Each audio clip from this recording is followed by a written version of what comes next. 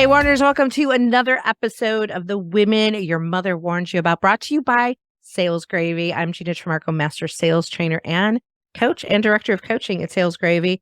And I am so excited today to have Colleen Stanley on the show because I've wanted her on the show forever. You know, she's like one of those girl crushes that you have in business and you're like, I want Colleen on the show, and I watch her from afar, and she's laughing, watching me right now. But before I let her speak, I'm going to give a little intro to her. If you don't know her, you should. But Colleen Stanley is president and founder of SalesLeadership Inc., a sales development firm. She's the author of 2 books, Emotional Intelligence for Sales Success, now published in 8 languages. And I know she was in Italy with Jeb recently, and I want to hear all about that. And Emotional Intelligence for Sales Leadership, now published in 3 languages. Not sure why not 8. We can find out about that. And Salesforce named Colleen one of the top sales influencers of the 21st century. She has also been named as one of the top 30 global sales gurus. Colleen, welcome to the show. I'm so excited you're here. Gina, thank you. And what a lovely introduction. And yes, you made me laugh out loud. So it must be your improv background. I think it is a little bit of my improv background. I had to throw the girl crush in there. I throw that in every now and then. It might not be politically correct, but sometimes things just come out of my mouth like that. I'm really excited to have you here because the topic we're talking about today is emotional intelligence. And it is something that it's like one of my favorite things to talk about. Because in the improv world, what I have noticed over the years is we talk about emotional intelligence, but we don't really necessarily talk about how to increase our ability to be emotionally intelligent. And several years I coined the term improvised intelligence, taking improv and using the techniques of improv to actually improve emotional intelligence. I'm just gonna whet your appetite with that. And maybe we'll find our way there. But I have such a passion for this. And I know this is a big thing with you. So I just want to jump into this EQ thing because I love it so much. I'm trying to think of where we should start with it. But why don't we start with, your take on emotional intelligence and maybe give some examples of how emotional intelligence affects sales. Sure. And so I would say more of the textbook definition, and there are many out there, but it's really recognizing the emotions you're feeling, also the emotions others are feeling, how that affects how you show up can affect others, and really ultimately the actions you take or don't take. And you made an interesting point, or I think a reference to where I think the reason sometimes people don't understand emotional intelligence is it's not taught in a practical way. It sounds very theoretical as to give you a couple of practical examples from the sales process. So we've all heard, and you are a master coach, to have salespeople ask more questions and salespeople write it down. They think it's something, wow, this is great. And yet how many years later are we still talking about the same thing, right? Right. People talking too much and too soon, too often. And so it might be lack of literally a good questioning model, but a lot of times it's impulse control or lack of awareness. And impulse control is when you hear a buying signal and in your desire to help that prospect or customer, you jump in with a solution. And so it literally could be becoming more aware of when you get triggered by wanting to solve rather than continue listening. So it's kind of mirroring the 2 concepts, hard skills and soft skills. Love that. Other one I would say, Gina, that people can relate to pretty quickly is, negotiation skills. And I know your company has a great book on that. And so when you study negotiation skills, those could be couched as hard skills. And yet everyone that teaches negotiation will talk about emotion management because, good negotiators negotiate. They might lob a proven tactic. And if you're not able to remain stable and not get emotionally triggered, you will not apply any of the concession strategies, counter strategies, or remain stable. So that's kind of a practical way of looking at the soft skills really help support the execution of the right selling behaviors. Tell me more about what you mean by knowing and doing gap. Well, that's where, if you look at it, there are so many great sales books out there. I encourage everyone to read all of them because different teachers will speak to you in a different way. However, after you've read the material, studied the material, maybe role played it, I bet in all your years of watching hundreds of practice sets or role plays, You're seeing people that know what to do and they still don't do it. So let's use a really easy one. Everyone's been taught to get a clear next step on the calendar with a qualified prospect. Okay. But a prospect might say something like, give me a call in 2 weeks. Let's talk in 2 weeks. And the salesperson lacks the assertiveness to say, you know what? I don't have a couple weeks on my calendar, but I do have next Thursday at 2:00. So sometimes you could say that's lack of a selling skill. I'll guarantee you it's lack of assertiveness in stating what you need. And what you need is an appointment on the calendar. Right. Check this prospect's commitment to really talking again. That's a very small area, but I know you've had to see this where they're in chase mode because they didn't get that next step on the calendar. Yeah. Yeah. And I'll tell you, over the years, that was probably one of my bigger weaknesses was the follow-up and not getting the next appointment on my calendar. And now I'm sort of unapologetic about it. Like my style with it is, hey, I'm in sales and I have to get something on my calendar. Right. And I'm usually selling in the sales space. So salespeople can, right. I can talk to a salesperson that way. But even if they're not a salesperson, if I'm selling to somebody else, my approach is, this is what you would get working with us. Like I'm modeling this for you, that this is what we do. We get the next step. And so I think for me, it's been about having the confidence to do it, to not feel uncomfortable. Why do you think people don't ask for that next step? Well, when people aren't able to bring their assertiveness muscle to the conversation, they engage in what I call passive aggressive type of selling. They go along to get along. Mm-hmm. With that, I would contend there's a belief system going on there, which needs some self-awareness. Oh, I don't want to look pushy. I don't want to look desperate. So they go along to get along for a variety of reasons.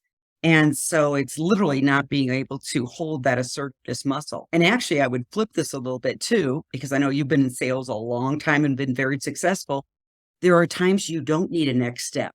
And it is okay to disqualify the opportunity and say something like, Gina, we've had a great conversation today, but based on our conversation, I'm not seeing a clear reason for a next step. What am I missing? Ooh. So assertiveness is also a huge skill in disqualifying opportunities that are never going to go anywhere. They're going to end up in we refer to as a practice proposal. So that could be a talk track like what we just demonstrated. Yeah. Yeah. But the assertiveness is what allows you to say the right talk track, the right things, the right way, yeah. in place. Yeah. If you don't mind, I want to dive into this a little bit deeper, because I think there are some listeners right now who are like, what? You just said I'm supposed to say that to them? What would be your advice on that? Because I can just hear listeners right now. I have definitely given that talk track of I don't see where we can be a solution for you. Or today I had a really candid conversation with someone. It was a stalled deal. I went through all my stalled deals and I'm like, is there any of these that I can resurrect? So I went through that in the beginning of the year and got back on another call with someone today. But prior to that, they had sent me all this information, like, here are the things that have changed. This is what we're doing. We want you to be aware of it. And he's an internal coach for me in that organization. So it's super helpful. But he's like, we're doing this and we're talking to 3 other trainers. And I'm like, oh gosh, here we go. And I got on the phone with him and said, I'm going to be really honest with you. What's it going to take to be vendor of choice here? Because I don't want to go through this process. What needs to stand out? Right. And I felt really gutsy doing that. But at the same time, I felt like I was owning the process of I'm not going to waste time with this. Well, absolutely. And I think what's at play here is years of selling, which have made you wise. But there's another skill that you brought up here. You were assertive. Now, you were being very nice, so you weren't being aggressive and doing weird. Get real weird and like. But the other thing is, you were applying another EQ skill called reality testing. Ooh. And the reality is, you have probably conducted a number of win-loss analysis, and you've seen patterns and trends. Yes. Where, you know what, I win here, I lose here, and your gut and probably your instincts were saying, I've seen this movie before, and the reality is, we don't win in these situations. And if we do win, it's a pain in the neck engagement. That's been my experience. So I don't need any more pain in the necks. I'm over 60. We got enough, we got enough stretching going on. And so I think that's what strikes me as what was going on. I love that. I haven't heard that, the reality testing. I think you're so bang on because I couldn't wrap my head around this one. I'm like, why? Because you're right. I've seen the movie. You've seen the movie. You I've seen made popcorn. Yeah, I had such a rapport with this guy too that I felt like I could tell him this. I said, I don't win these deals. Literally told him that. I said, I don't win them when we're going to have this like trail of vendors. If I can't have the decision maker on the call, you've made it clear you're not that person. I need those people on the call. There you go. Before I can do any more work on this. But see, again, what you did here is what a lot of sales professionals don't do.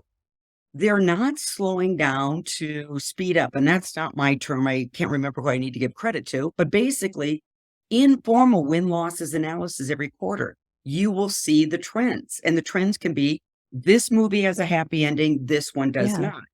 And so because you've done some analysis, that's what allows you to be assertive. You're not guessing anymore. You don't have FOMO, fear of missing out on something. You're basing this on reality. Yeah. But let's dig into the win-loss analysis. That takes the skill of delayed gratification, putting in the work to analyze your business instead of confusing being busy with productive. So a lot of people won't slow down to literally think, why am I winning? Why am I losing? If I can't see the pattern, I'll bring my manager in. What pattern, am I missing? Because there's always patterns in conversations and pain points, lead sources, how do I win? And so you have to examine all of those. Yeah. Well, it's interesting you say that because I was getting ready to go into this call and I'm like, I was excited to re-engage. And then I got that email with all these points in it that he made. And I'm like, why did I do this? It put a fork in my eye. Yeah. And I reached out to a colleague that I really respect. And I respect how good he is at discovery questions. And I reached out and I said, let me read this to you. I want your perspective on good discovery. I'm like, I think I've got the right discovery questions on this, but this is the scenario. And I think that's important too. I'm like, I'm not going to go in this and try to like figure it out. I know the movie is not right. Yeah. How do I change the ending to this movie? Who can help me with that and give me a different perspective on it? And I think that demonstrates a lot of self-regard. And with self-regard usually comes humility. Now, that might sound like too big of a word that I'm assigning to what you did. But, there's some people out there that won't ask for help because, wait, I've been in sales a long time. I'm a rock star. I have a track record here. And what you demonstrate is what's really been proven in top producers. They're like really aware. I don't have the answer. And I don't mind reaching out to somebody. No, I don't have the answer. But that takes a lot of inner confidence. And, again, in the EQ world, they call that, self-regard. Yeah, I love that. Well, we'll see where this goes with this deal because I think you did great. Thank you. It's freshly moving. When I did say the differentiate, he's like, I want you. You're the one I want. I got 2 other quotes to make them happy, but I want you. And I'm like, great. You want me. You're not the decision maker. I'm like, why me? He goes, I don't know. I just like you. Which, right? I like you. I want you. Right. And so I'm like, so how do I get them to want me? He's like, just be you, like send videos of you. And I'm like, okay, we'll see what happens. But, he was coaching you along the way. And but good for you because you kind of called the elephant in the room there. You're not the decision maker. And he's been in sales long enough. Yeah. So, and a lot of people will dodge that elephant. They kind of dance around it. They skirt around. It just, ends up being a act. Well, I got lucky with this one because this one has been forthright from the very beginning that I will coach you through this because I want you to win. I'm going to set you up in every possible way. So he's been you don't always get lucky to have that kind of a coach. And lucky with that. Let's shift. Okay. Let's talk about examples of how emotional intelligence can help sales leaders become better leaders or any leaders, because I got my thoughts on this, but I would love to hear your take on taking EQ up a notch with sales leaders. So, there's really probably 3 EQ skills that come to mind. And, the mega skill is emotional self-awareness, because that which you're not aware of, you cannot change. And that which you're not aware of, you're bound to repeat. So if you're having difficulty either managing a team, leading a team, generally what you've got to do is do self-reflection. That's what self-awareness is. And so I don't know if you're seeing this, Gina, but I see a lot of just people, I'm not even going to say sales leaders. They're almost in conversations, but they're only half there. And my opinion is that we have kind of a really distracted society out there. And I have to tell you, when you're having a conversation, you need to be 100% present. People sense that. So in a coaching conversation, if you're distracted, you got your phone out, you got this going on, nobody's going to open up to you. First of all, they're feeling dismissed. And then I think the term is psychologically safe. So self-awareness also has you recognize when you're doing deal review or deal coaching. Deal review is what a lot of sales leaders are good at. Analytics, pipeline, selling stage. Yeah. But you know what? That's great. But deal coaching is the only thing that changes the numbers. And I see a lot of sales leaders shortcut coaching. Sometimes they literally have not gone to a professional training and coaching workshop. They don't know how to do it. So it's not their fault. But others that have learned training and coaching, they're shortcutting it. Okay, we only got 30 minutes. Well, why only 30 minutes? It's the most important thing you're going to do that week or bi-week. Right. Yeah. What would be, I'm right on there with you, right, is the coaching piece of this. So for those listening that have not been given training in how to coach through a deal, what would be some suggestions that you could give them to at least get them started? My first suggestion, and this is going to sound a little self-serving, but your company offers it, my company offers it. Look everywhere. I don't care. Yeah. I think they need to enroll in a course because, sales managers, frankly, my opinion, get set up to fail. Yes. They hone all of these terrific skills, prospecting, business development, discovery, closing, presentation skills. Then you get into sales management, and these are entirely different skills. Yes. And as a producer, they either read a lot of the books or attended professional training, and then they get into sales management and they don't go to anything. So that would be my first suggestion, is because there is a difference between training and coaching. I would say as former VP of sales, I was always pretty good at training. I can't say I was good at coaching because I kept telling people what to do. And Gina, after a while, I think I've told this person 3 times. Well, that's called coaching. You've either got a belief system, a buy-in, or there's something going on. And so that's where I would say I was a decent trainer, but lacking the coaching. And so I kept going around the same circle over and over. And I think a lot of leaders fall into that, especially new ones, that they fall into the training pattern of it, or the let me show you how to do it, or I'll do it for you, but they forget to coach after the training. About that one. Yeah, let's talk about it. Well, what happens, this is where self-awareness is important, and delayed gratification.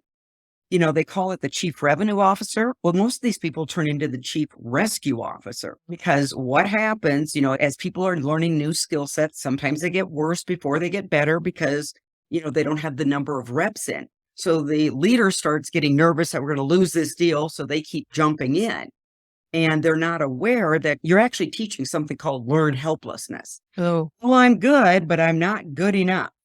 And so what they get into that quandary of is you can't scale the company because one top dog, and I don't care if it's top producer, sales manager, can't scale a company.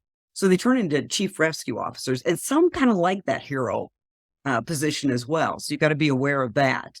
Is why do I like being the hero instead of making heroes? I was just going to ask you that.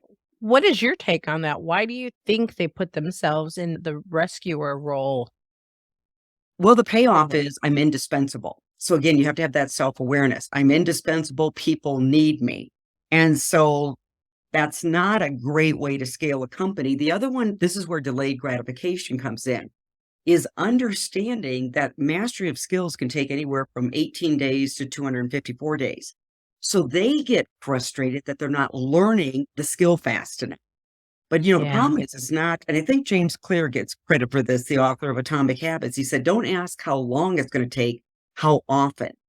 Because as a manager, it's the reps. Yeah. And you do a consistent cadence of reps, drill skill, practice sets, role plays, what if, and that's consistent. And then you have and you coach your team. Yeah. Now you've got to practice on your own.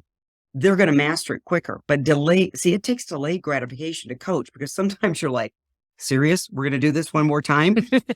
And but for some people, once they get there, unbelievable. But it takes them a little longer to get there. Yeah. Yeah. So I know you've I seen this. yeah, and something along those lines. I've read this in one of Patrick Lencioni's books, and I think this applies because he talked about when it comes to communication as a leader, the phrase that I heard him speak at an event, and he said, "Repeat, repeat." And when I heard him say this, it was frustrating to me. This was quite some time ago, and as a leader at that time, I'm like, I don't want to keep repeating myself. Hear me the first time and do it. But the aha to that I never forgot because I repeat it is that people hear it when they hear it. People learn it when they learn it. They don't necessarily hear it the first 10 times you tell them. Or even the first 10 times they practice. And that's Yeah. really neuroscience is neuroplasticity, cells that fire together, wire together. So often, to really, go on a sales call, look comfortable, confident, that takes a lot of repetitions because, if they don't have it, I always make this joke, like they're sitting there with this high level, buyer, and then they're sitting there trying to, reach back. What's my next ninja move? Well, you should know your next ninja move. Okay. And so then the conundrum is this. We all know that being perfectly present is how you show you're engaged. But if you're so worried about what's my next talk track, you're not present and you're self-focused versus other focused. So it just gets into this not so Yeah. good. And I think you would agree with this, right? The person on the receiving end, I teach this a lot with improv, is that the receiver is like, they see you're not all there. They absolutely do. They see it and they feel it. They can't quite put it together, but they feel that you're not there and you're not fully in the moment and present. And if they've got a problem that, is really eating them up, it could determine the future of their department, their organization, and they're meeting with somebody that's not fully present, well, guess what? I'm not giving you my dollars. And so that's why present, and you're absolutely right, it is energy. And some people think that's woo. And I say, okay, let's talk about the woo. Have you ever walked into a room and all of a sudden you went, whoa?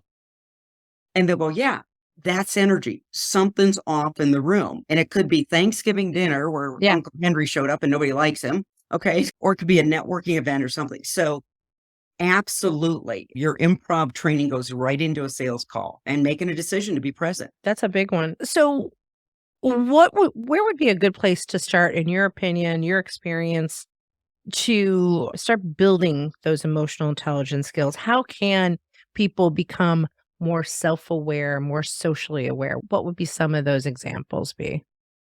One of the advice I give everyone is, number one, carve out quiet time, preferably in the morning, to reflect. Okay. Again, that which you're not aware of, you cannot change. So you have to identify, where did I get emotionally triggered as a sales professional or a sales leader?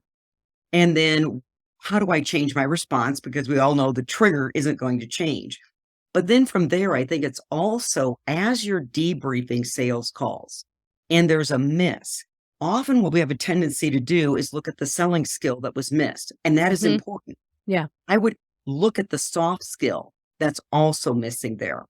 So for example, empathy is one huge skill out there. But if a salesperson is being assertive on a call, asking challenging questions on a call, but they're not demonstrating empathy, they might have blown trust and rapport.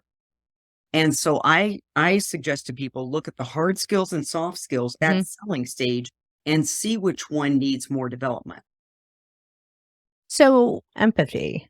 I used to be a member of Vistage, and I used to be a Vistage speaker. So I would go speak in front of all these, usually men, and I would talk about emotional intelligence and I talk about empathy. And one day, one of these CEOs said to me, I do not have time for empathy for these people. I am not going to be empathetic. They should just get it. And I was like, okay, that's a separate conversation for later. So how do we get people to become more empathetic? How do we move that needle? Well, here I've heard the same thing from CEOs, sales leaders. This is what they're confusing. They believe that empathy means you let people off the hook. There is a time when you simply as a coach display pure empathy. And let's say you've got a salesperson that's done everything right and that deal's going south. That's an empathy conversation. Now, if you have a salesperson that isn't demonstrating selling behaviors that might be impacting the whole company, let's say the good old CRM conversation, right? That's a time when you demonstrate empathy, but you follow it up with assertiveness and expectations. So that's where they confuse the two. And then I would say the second one, I don't know what this gentleman's thinking. Empathy sometimes is one or two sentences, and it can change the conversation. Because what I talk about a lot, and I know I'm not the only person saying this, people can't hear you until they feel like you've heard them. So this gentleman is probably saying and telling and doing the same things over and not getting behavior change. And literally, if somebody's ears are emotionally on fire or they don't feel like you care, the message doesn't land. So he's actually wasting more time by demonstrating empathy in the right context, in the right places. Right. What about in a sales conversation for the individual contributor out there who doesn't have somebody like you or I to coach them? And of course, we're available for that. But if they don't have us for that, what is something that they could do to show or demonstrate empathy in a sales conversation that would make that prospect or client feel like you get them? Well, one thing I would say is that in the pre-call planning, and if they've identified a pain point, let's say they're getting ready to do the more discovery call, just stop and think, what's the day in the life like for this prospect? What's this pain affecting them? Yeah. And that's where it takes thinking. And see, this is what people don't recognize. We're losing our ability to think. And you got to think of what somebody's day in the life is like before you can express what the day in the life is like. So let's say here's an example that I used out of the second book. And I said, you've got a prospect that's open and the current vendor fell short. Buying signal.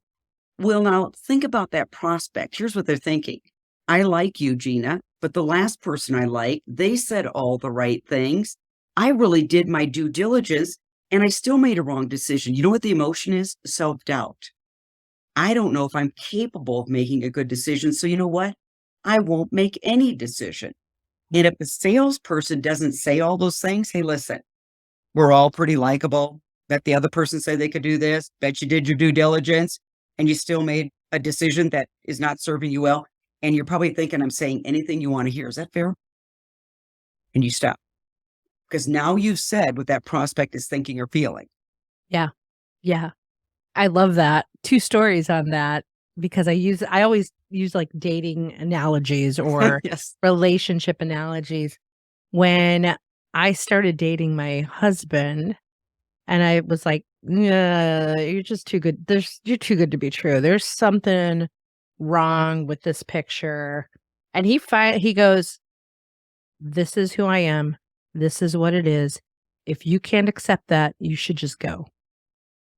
And I was like, whoa, okay. Right. And that, for some reason, that eliminated my fears because he just, he was assertive about it. But I always think about that in conversations in general. And this happened to me with a deal that who I thought was the authorized buyer who said, okay, let's go. Verbally signed off, get the agreement, sent the agreement. The CFO put a stop to it and the CFO wouldn't sign off on it. So I didn't realize that I missed the other buyer. And he was, kind of sent this nasty email to me about I want a guarantee that, I want a refund policy. I want all these things. And I was like, whoa. So of course my initial emotional reaction, right? That knee-jerk fight or flight, I was like, Exactly. right? And then I'm like, nope. And then maybe some sign language you were thinking about using. Exactly. I'm like, no. I picked up the phone. I called him and I said, hey, Scott, what's going on? Good for you. Right. And so, CFO type, right? We know it's a different kind of persona. But he went on like, well, we just want to guarantee, we want to make sure that this is going to work. And I said, And he's like, we want a refund policy. I said, Scott, I can't guarantee it because I can't guarantee the transference when I'm gone. I can't guarantee that your leaders are going to do their job. I can train them to it. I can coach them to it, but I can't guarantee it. Do you understand what I'm saying? It's like, that is what it is. I said, but what I will do is and before I got to that, he said, we've been burned before. There you go.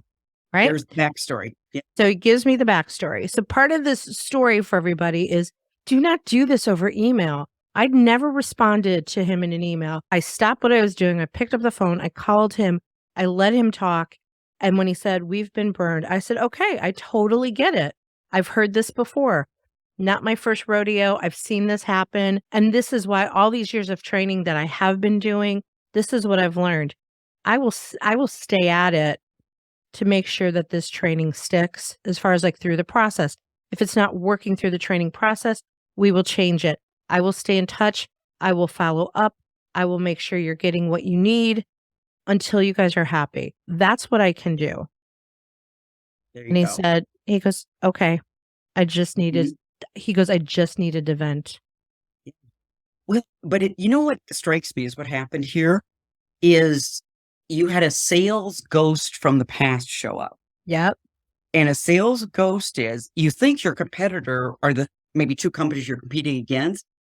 It may be a vendor from an entirely different industry for this CFO, I don't know. Yeah. That fell short on their promises. So now that ghost is showing up again and he's putting that persona on you. And so that's one you got to really be tuned into. And you picked up on it right away, like guarantees and this. I mean, the ridiculous request, right? Right. So there's something else going on there. Right. And you knew that there was something tuning into that. Yeah, I was trying to figure out what's the underlying issue here because it's not me. It's not us. There's something deeper going on. Let me get to that. And then when he said, I just needed an event, he goes, I'm good now. I'm good. I'll sign it. And I said, great. I said, I am going to send you a follow-up email with my commitment to you that states I'm going to be continuing to stay on this to make sure you get what you want. He's like, I'm good. Just sign. I'm going to sign it. So, and I still have they're still my client. They still work with me, right? They still go through, they're still my client. They're a repeat client. But that conversation with that, like those are the unknowns, I think, for salespeople that they're not aware of from an EQ standpoint, that they're not getting deep enough in who all the stakeholders are and what's impacting them. Exactly. And the fact that you picked up the phone. I mean, how many people would have this kind of going, oh, I don't want to have this conversation. I'm conflict avoidant. And instead, you're just simply, you were truly being curious. We always talk about it. Don't you want to, with some in our business, don't you sometimes want to go, I'm done with the cliche word. Everybody says be curious and nobody's curious. But you were truly, in my opinion, curious as to what's going on here and picked up the phone to have the conversation. I think a lot of people would avoid that due to, some story they're telling themselves. I'm going to get yelled at. I'm going to be asked a question I don't answer. You're going to not know the real case, and then you've just wasted a lot of time. So, well, I think you hit on whether or not it's a cliche word, it is a word that I love, is curious. And I think that's probably one of my secret sauces because it goes hand in hand with creativity and improv and being childlike, the childlike curiosity. I think doing improv for decades has kept me a little bit childlike state where I'm curious about everything in the sales process, everything about the organization, everything about everybody on your team. I just like, I want to know more about that. And I get entrenched in that. The curious factor goes a long way. Is there anything that you do or suggestions that you have for improving that curious factor? One that's helped me is, and it was something that happened many years ago and probably has played in. And let me see if I can connect the dots here. So many years ago, when I was at Varsity Spirit Corporation, Jeff Webb was the CEO at that time. And Varsity is the school spirit company. So they're getting ready they brought in, I don't even know how many instructors at that point, 300 to 500 instructors to go out and teach cheerleading and dance camps, right? And this is the most buffed group of young people you've ever seen. And I remember Jeff, addressing and welcoming them and said, let me share with you. You're so excited right now to go out and teach 50 camps. I expect that same level of enthusiasm when it's your 50th camp, because for that child, that teenager, our customer, it's their first. And so I believe if you can always go in, this might be the first time this customer has talked about this particular problem. So that, I don't know why, and I don't know if that's a great example, but boy, it is a story that stuck with me for years. You got to show up like it's your first time. It is a great example. And thanks for bringing it up, because that triggers me that when I owned an improv comedy theater and I had a troupe of improv entertainers, they would get, we're doing shows without a script. We're doing shows based on audience reaction, audience suggestion. They give it, we take it, we do something with it. Think about that in the sales space.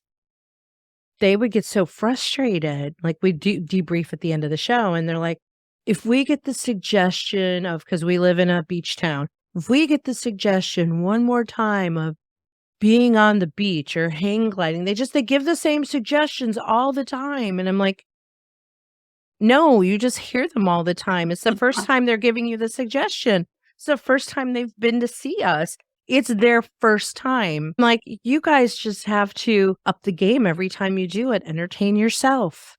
Pretend it's the first time you're hearing it. But there's that boredom factor that I think sometimes we get restless with the repetition instead of accepting the fact that the repetition is actually pursuit of mastery.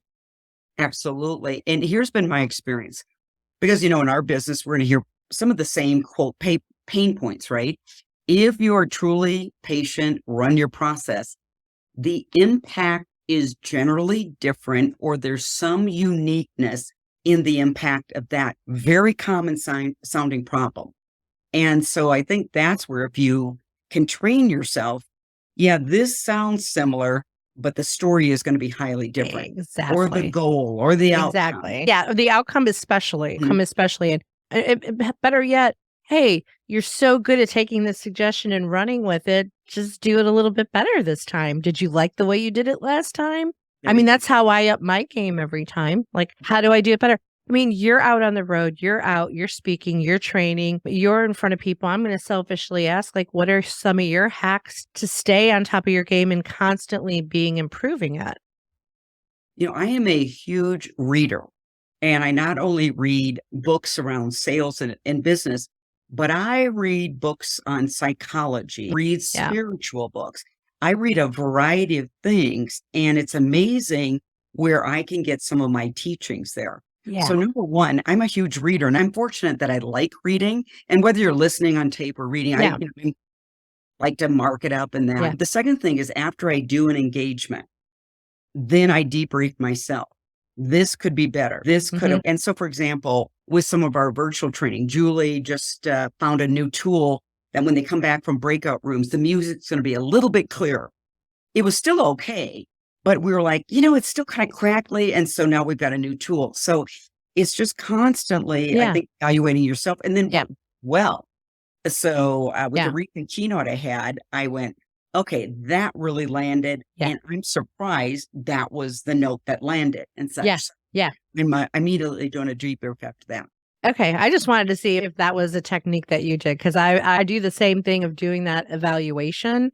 And sometimes I'm like, can't find the answer for it. And this last time, if I do a full day with a company and, by 3:00, they're dragging, and I'm like, okay. And it's powerful all the way. And then I kept running into a rhythm of like, started to accept that this is what it's going to be at 3:00.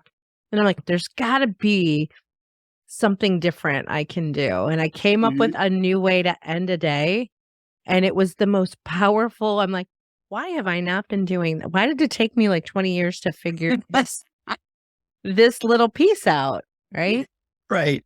So it does. The good news is you kept after it, right? Trying to figure it out. And in fairness, everybody reads about the most people have a lull at 2 or 3 o'clock. So, frankly, you might have been getting encouraged by everybody. Oh, Gina, that's just the way it is. And so, Yeah, that could be it, right? I was like, oh, this is the way it's always going to be, status quo. And then I'm like, I'm determined. I'm happy I changed it because at the end of it, the leader was like, that was amazing. You come back next year? absolutely. Like, can you sign the agreement right now? Okay, one more question, maybe one more. We'll see. What's more important, EQ or IQ? And talk a little bit about the difference between the two. So the answer is, I think they're both equally important. And this is where I think people get very nervous when they know that this is kind of where we specialize, because they're like, what do you mean the IQ? So in the sales context, I frame up IQ as product knowledge, technical knowledge, business development skills, sales process skills, presentation skills.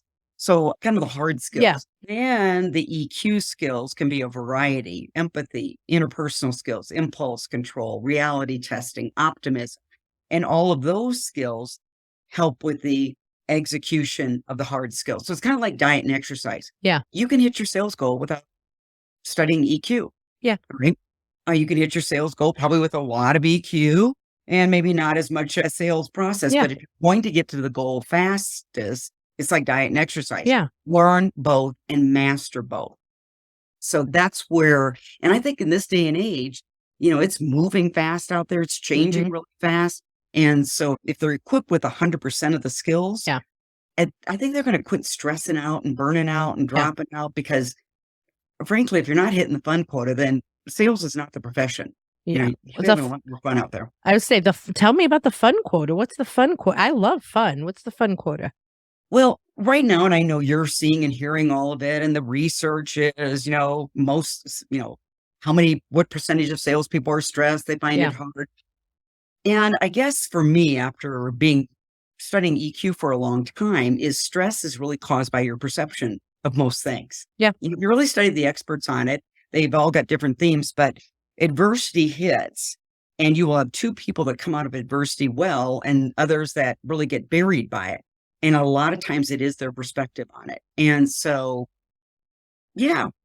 okay, sales is stressful, and so is life. And so if you just normalize it, raising children is going to be stressful. And then if you start putting in strategies, which is control what you can control. Yeah. It's funny. I'm part of a mastermind group of women, of successful women that are like high achievers. And we had one of our small group meetings today, and sharing the different challenges. We're talking about fear. If you could start or stop doing something, like how fear plays a part in that. But this woman in particular said, I'm having a pity party right now.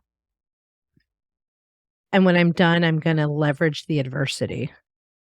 There you go. And I was like, that is an awesome quote. Going to have a pity party and leverage the adversity. Yes. To add to that, when you study adversity, resilience, whatever umbrella you want to put it under, people have a core belief that manage adversity and stress well, there will be a gift in this. Absolutely. Adversity. I don't know when it's showing up. So that's the other thing, because you'll be sitting there going, okay, I'm not seeing the gift. You can show up anytime. Well, it sometimes doesn't show up for another year for a variety of reasons. But if you look back on your life, there are lots of gifts. And even like tough times, maybe the biggest thing it teaches you is compassion. Yeah. Since you're such a reader, have you read the book, A Beautiful Constraint? I have not, but I'm going to write it down. Put that on your list. This is one of my favorite books. I used to give these books out to clients. I would buy them as Christmas gifts, but it's along those lines of like, what is the constraint? What is the beauty in the constraint? So it's a really kind of different way to like shape your mindset around it. Yeah. And in this psychology world, they call it reframing.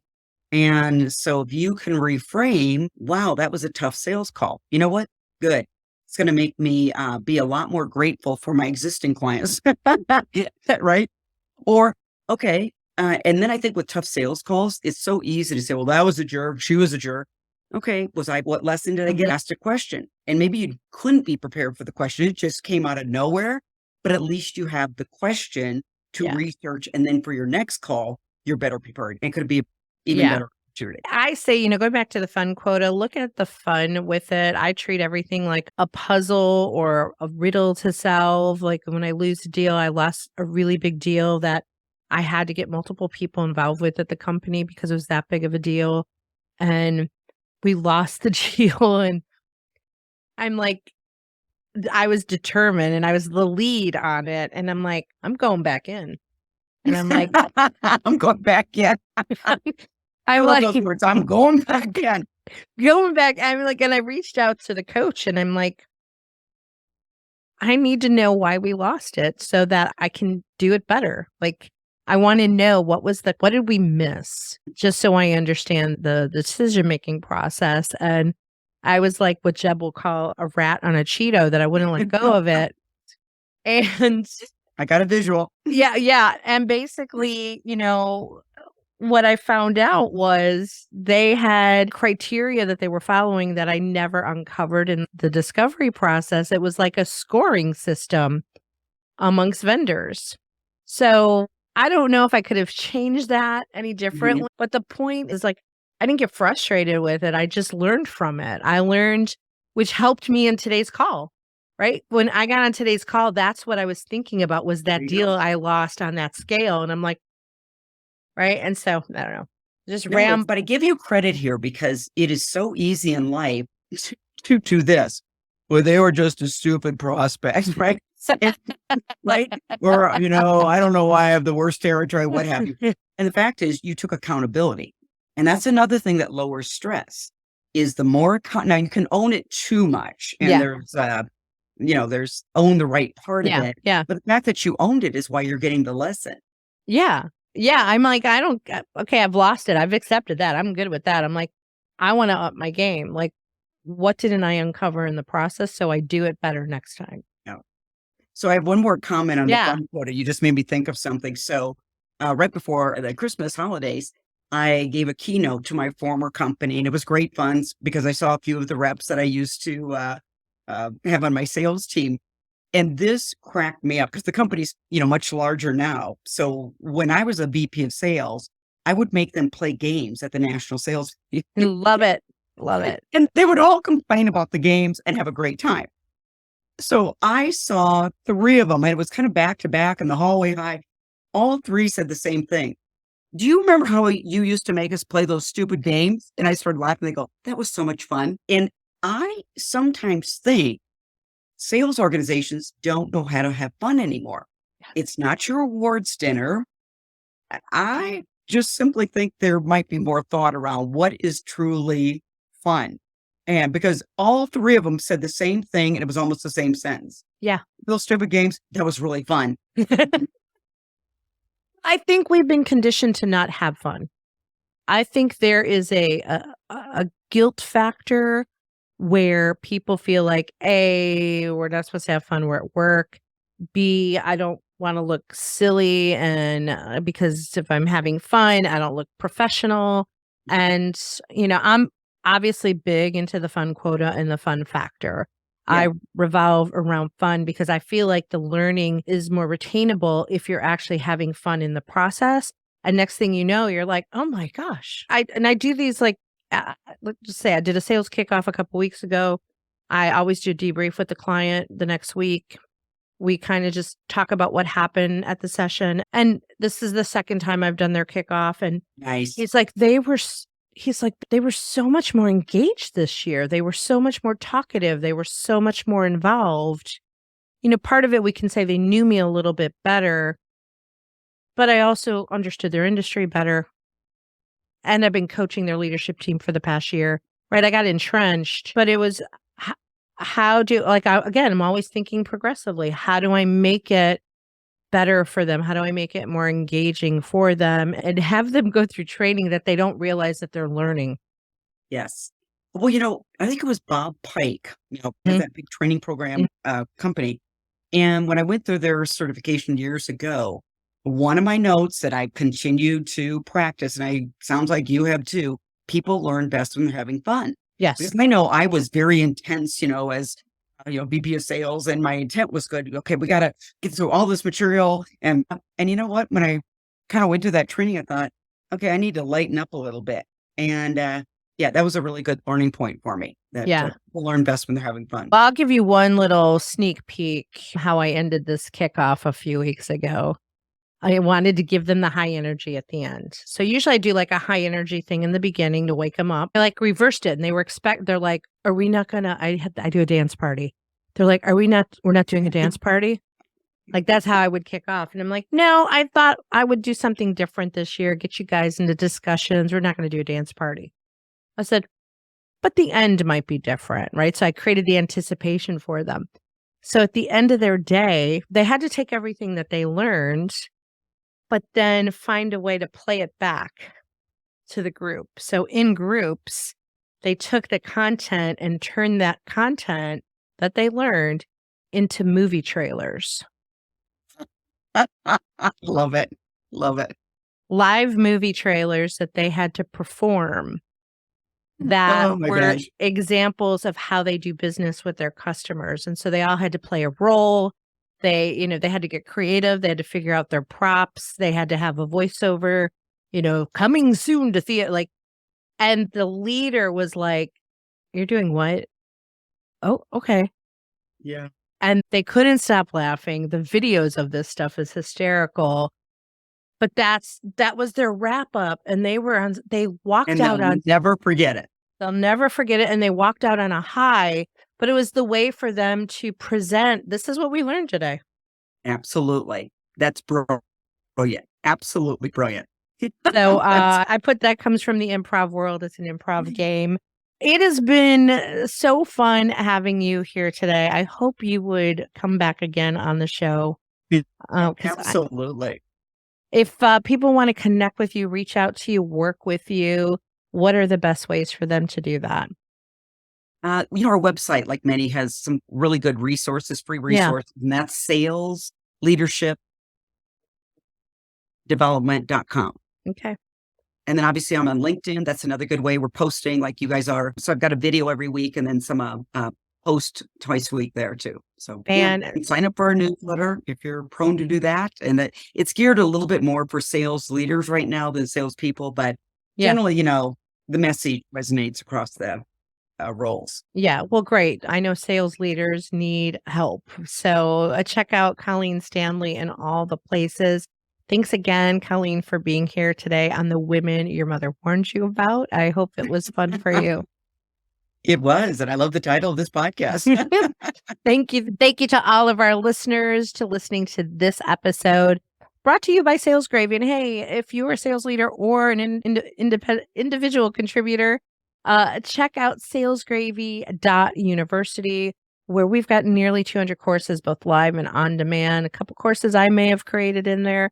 Check that out to take your skill level to the next level. And check us out at womenyourmotherwarnedyouabout.com or salesgravy.com or salesgravy.university. We'll see you on the next episode. Bye, everybody. Bye, Colleen. Bye-bye.